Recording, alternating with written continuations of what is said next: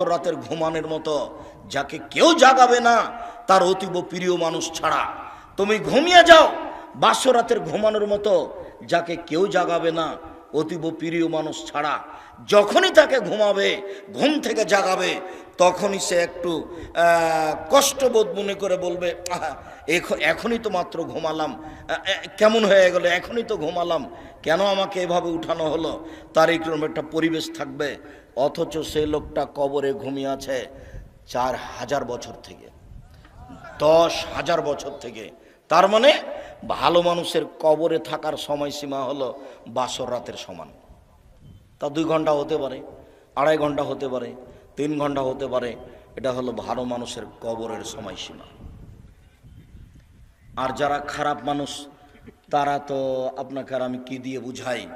কবরের শাস্তিকে স্বপ্নের মতো বলা যেতে পারে।